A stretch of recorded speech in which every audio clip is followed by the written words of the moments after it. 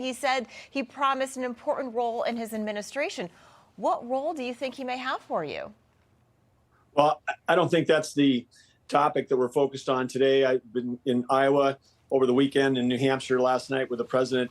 What we need right now is to make sure that the president wins the nomination, which he's going to, and then we've got to get focused on beating Joe Biden, because Joe Biden, as you know, has been a total disaster for this country. He's been wrong on the economy, wrong on energy, wrong on national security. Under President Trump, our nation was safe and prosperous, and now you take a look at Joe Biden.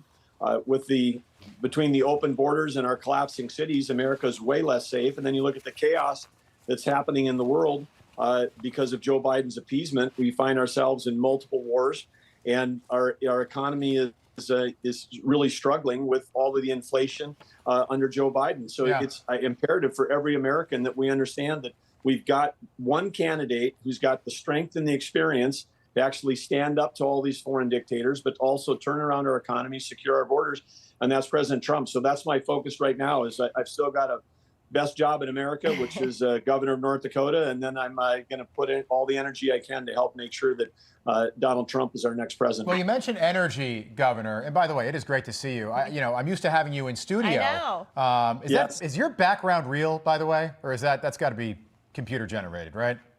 Well, it's a real picture of North Dakota. I mean, North Dakota. I need to go to North Dakota, but I'm waiting for an invite from you. We're going to come visit. I'm hearing Energy Secretary for Doug Burgum if Donald Trump's elected again. What do you think about that? Well, it's flattering because I hear Ag Secretary, Energy Secretary, Commerce, Interior, et cetera. It's not really about that. I said all along, I'm not campaigning for a cabinet position. Right. What we need was campaigning against Joe Biden, because I've seen as a governor, I know what it's like under President Trump. I know what it's like under Joe Biden. It's 180 degrees difference. It's black and white. It's day and night.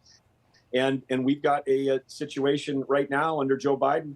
I can tell you that what is not on the front page is that if you're an ag state, if you're an energy state, if you're a manufacturing state like North Dakota, we are literally under an assault with a red tape and regulation being buried. There's over 20 federal rulemaking efforts that are going on right now. Just a single one of those might be 800 pages of regulations. So these are unelected bureaucrats.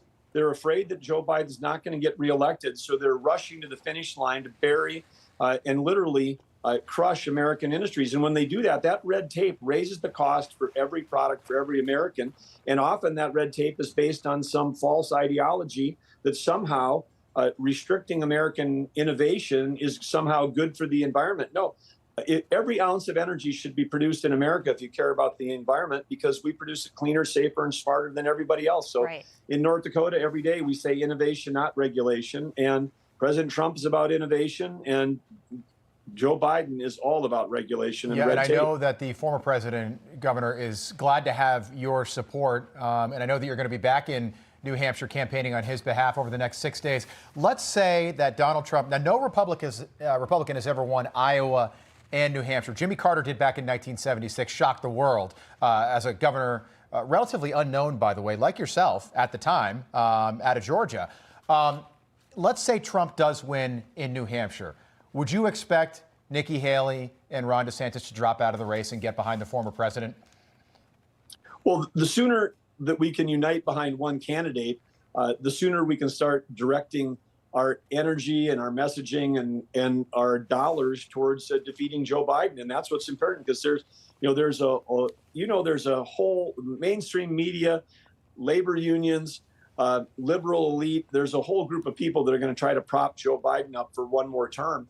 And America needs to wake up and get behind someone who has actually got the strength and the experience to drive this station forward. So yes, people have been talking all fall. When I was in the race, narrow the field. Well, after New Hampshire, it's going to be the time to narrow the field to one candidate. There's never been a candidate who's leading in all 50 states at this time. And when President Trump won in Iowa, it wasn't just with one segment. You said it in the opening. He won 98 out of 99 counties. Right. He won the suburbs. He won the rural areas.